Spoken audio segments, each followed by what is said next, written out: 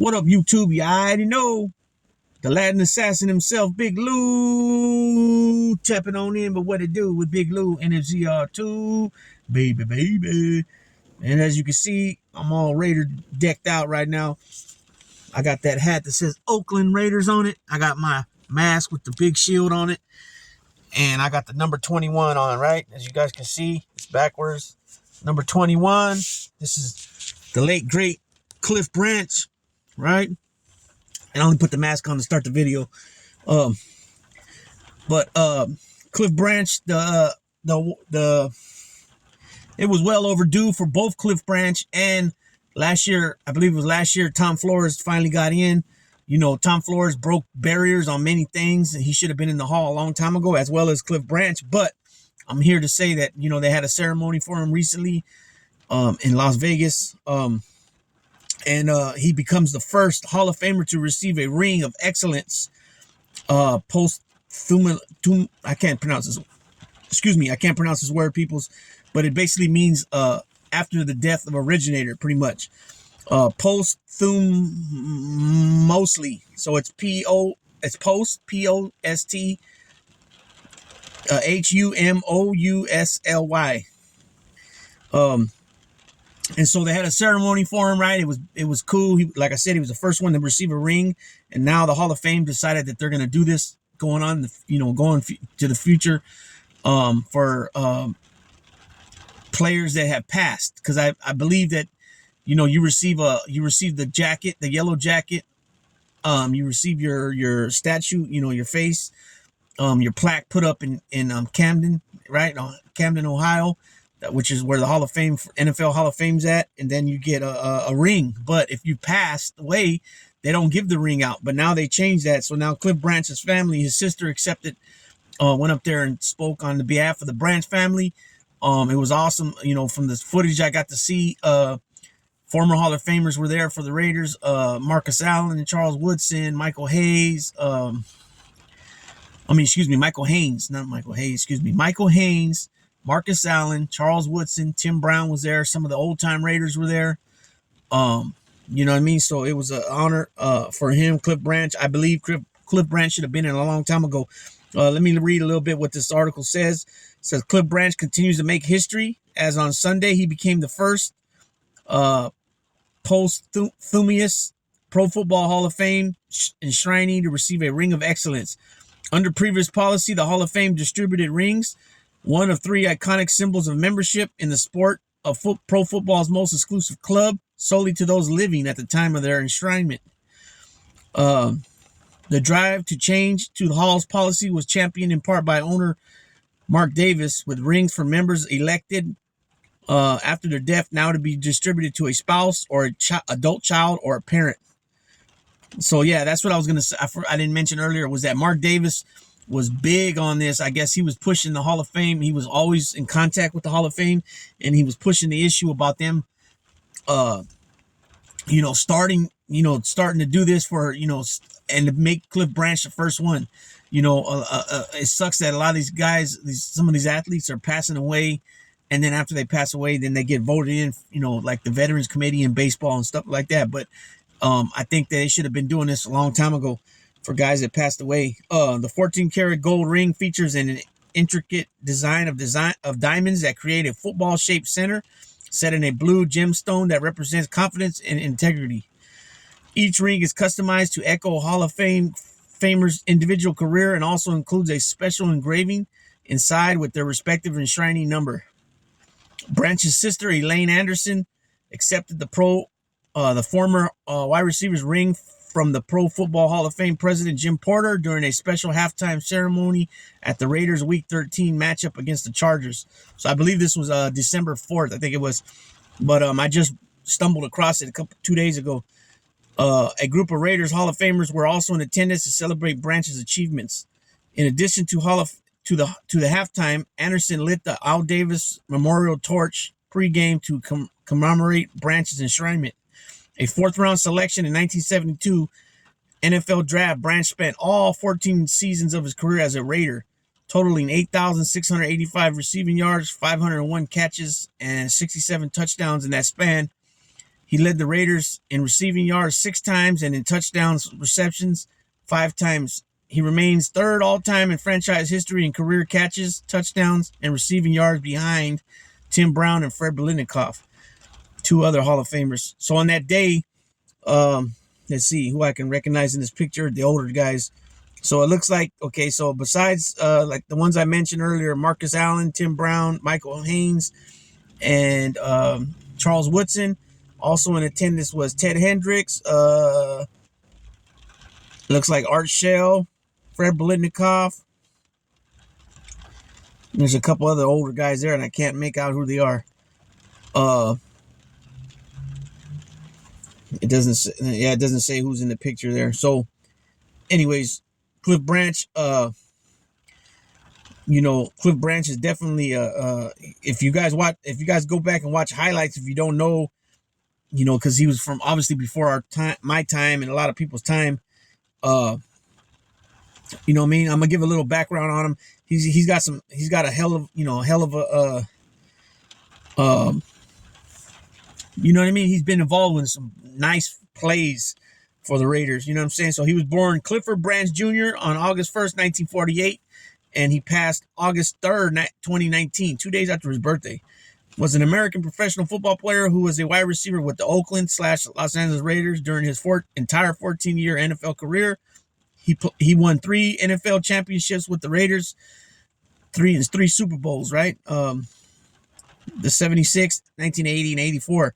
He was selected by the Raiders in the 4th round of the 72 NFL draft after playing college football for the Colorado Buffaloes. He wore 21 and 22, wide receiver. He was born in Houston, Texas, and he died in Bullhead City, Arizona. He was 5'11" and 170 pounds. He went to Worthing High School in Houston, Texas. He was a Colorado Buffalo, like I said, in college. He played with the Oakland Raiders and LA Raiders from 72 to 86. So he played in LA for 4 seasons, and he played in Oakland for 10 seasons. And then in 88, he played for the Los Angeles Cobras. I don't know what that was, an indoor, or I don't know, or CFL or USFL. I'm not sure. So like I said, he's a 3-time Super Bowl champion. So he has 3 rings. Now he has a 4th ring added to his collection. He's a 3-time first All-Pro, 1974, 75, and 76. He's a 4-time Pro Bowler, 74, 75, 76, and 77. He led the NFL in receiving yards in 1974. He's a 2-time NFL receiving touchdown leader, 74 and 76. And he holds an NFL record for the longest receiving touchdown, 99 yards. It's tied with somebody else. Like I mentioned before, he has 501 receptions for his career for 8,685 yards and 67 touchdowns. Now, those numbers aren't real outstanding. If you look at, you say, oh, well, some of these other guys, Jerry Rice and, Larry Fitzgerald and, Terrell Owens. And I got something coming up on Terrell Owens too. They have a lot of catches, Randy Moss, well over 100 some touchdowns. But you got to keep in mind, he played alongside with Biletnikoff and, Tim Brown for a few seasons. Well, actually, I think he retired. No, he retired before Tim Brown came in. Tim Brown came in 88, I believe. But he played with Biletnikoff. He played with Willie Gault a little bit. I believe Willie Gault was there a little bit. And, the Raiders had some good receivers, Todd Christensen over the years. So, he wasn't always the first option. But like I said, he was definitely involved in a lot of plays from either Stabler, Darryl LaMonica, or Jim Plunkett throwing to him. And if you watch some of the catches, they're outstanding. I mean, like the guy that the defender, the D-back is playing so well on him. It's like unbelievable that he was able to even catch the ball. I mean, the dude was on him like ugly on ape. You know what I'm saying? Like white on rice, like flies on shit. You know what I mean? However you want to state it, the dude was playing tremendous defense, and somehow Cliff Branch, on numerous occasions, was able to catch the ball and run it in for a TD. Branch had a slow start to his career, as his 1972 season consisted of 1 start and 14 games with 3 combined catches for 41 yards. In 1973 was slightly better, as he caught 19 catches for 290 yards and a total for 3 touchdowns. In October 14th game against the San Diego Chargers, he caught his first touchdown pass, doing so on a pass from Ken Stabler, like I mentioned, in the 27-17 win. His third season proved his moment. He caught 60 passes for 13 touchdowns and 1,092 yards. The former two were career highs. He went to the Pro Bowl while also being named first team All-Pro, owing to him leading the league in yards, touchdowns, and yards per game as a receiver. In the postseason, he had his best game for the AFC Championship, where he caught 9 passes for 186 yards and a TD, but the Raiders lost to the Steelers 24-13. Now, I mentioned before, it's just a little shit I'm talking, but I always say that if it wasn't for the Raiders, there wouldn't be no Steelers. And what I mean by that is that, they were the two teams in the AFC back then for majority of the decade of the 70s, And even though the Raiders only got one Super Bowl in the 70s, but they were there, you know what I mean? And the Steelers got 4, you know what I mean? But they were always battling. Obviously, the immaculate reception was Raiders and Steelers, you know what I mean? So there's a lot of history here, you know what I mean? Okay, so Branch, let's see. Excuse me. In his 22 games as a receiver in the postseason, it was the first of 3 100-yard games, and it was the most catches he had in said game. Branch would have a 4-year peak that resulted in Pro Bowl and All-Pro selections, 4 Pro Bowls and 3 All-Pro selections, with the 1976 season resulting in a career high 1,111 yards to go with 12 TDs on 46 catches. That year, the Raiders won their first championship as part of the NFL, but they also had an AFL title too. So for a while there, the Raiders were the only team that won. This was back in the 80s. They were the only team that had a championship in each decade, 60s, 70s, 80s, because they had the AFL title in the 60s, right? Let's see. Branch caught 9 combined passes in 3 games for under 50 yards each, but they still prevailed in the Super Bowl regardless. In his final season of play with the Raiders in 85, his season ended prematurely when he was placed on the injured reserve list. In 86, he again landed on the reserve list after suffering a pulled hamstring during the preseason. Let's see, after having caught 212 passes for 3,967 yards and 43 touchdowns in his first 6 seasons, Branch played the remaining 8 seasons with steady but eventual decline. He caught at least 27 passes in 7 of those years for at least 400 yards.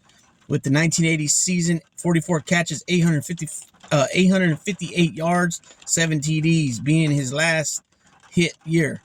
On October 2nd, 83, Branch caught the longest pass as a Raider as he caught a 99-yard pass from Jim Plunkett in the second quarter versus the Redskins. It was his only catch in the 37-35 loss, but he remains the only Raider to catch a 99-yard pass. He had his last gasp of playoff play with the 83 matchup against the Steelers, where he caught 6 passes for 76 yards in the 38-10 win. Branch did not make any catches in his true last playoff game, a 13-7 loss to Seattle on December 22nd. Branch finished his NFL career, like I mentioned again, 500 receptions for over 8,600 yards and 67 TDs. In 20 playoff contests, he compiled 73 catches for 1,289 yards, an average of 17.7 yards per catch, and 5 TDs. He held the NFL career playoff records for receptions and receiving yards, which stood until they were broken by Jerry Rice in 93 and 94, respectively, while with the San Francisco 49ers. Among his individual accolades were being selected to 4 consecutive Pro Bowl teams and 3 times being selected as a first-team All-Pro. In addition, he led the NFL in receiving yards once in 74 and receiving touchdowns twice, 74 and 76. Okay, this is what I wanted to talk about with this. So I know with this Los Angeles Cobras, where it was an arena league football. In 88, he played only 1 season. It was the only season of their existence. He was cited by the NFL Network as number 5 on players not in the NFL Pro Football Hall of Fame. Noted for his speed at the position of wide receiver while being overshadowed by receivers of his time like rivals Lynn Swann, John Stallworth, and teammate Frederick Blitnikoff. Minus Swann, whose numbers were considerably lower, Branch had comparable statistics to each of those players, as each have over 500 receptions and 8,000 yards. Okay, so he was nominated to the Pro Football Hall of Fame and was a semifinalist in 2004 and 2010. In 2011, the Pro Football Researchers Association named Branch to the PFRA Hall, a very good class of 2011. On August 24, 2021, Branch was I can't pronounce that word, people. Sorry. Selected as the senior finalist for the Pro Football class of 2022. On February 10th, 2022, he was selected for enshrinement in the Pro Football Hall of Fame. So this is a little about his death. Branch died on August 3rd, 2019, 2 days after his 71st birthday. His body was found in a hotel room in Bullhead City, Arizona. According to the police, his death was ruled to be natural causes based on an initial investigative report. So that's just a little, just this little video to celebrate the enshrinement of a great NFL great, ex-Raider, and he should have been in there a long time ago. And that was just a little background about the ceremony. His sister, the family was there sporting the 21 jersey like I'm doing now. I'm going to try. I busted a picture yesterday of the jersey hanging on a chair with the Raider beanie folded, but I think the picture is too big to put on the thumbnail, so I'm going to try to crop it and just put the jersey. If not, I'll find another picture and put on there. So if the video ends up getting uploaded by YouTube before I figure that out, then that's why, and you guys don't know, and eventually I'll get a thumbnail put on there. So with that being said, Big Lou tapping on out. Be safe today. It's New Year's Eve, peoples. You know, I always say I'm big. Make sure you got that designated driver in place. Make sure that if you got to call an Uber or taxi, you do so. And do not, I repeat, do not drink and drive. It's not worth it, people. Walk. If you know you can't get any of those other things in place, a designated driver, get an Uber or a taxi, then walk. It's better to catch perhaps a drunken public compared to getting a vehicle or manslaughter or something like that.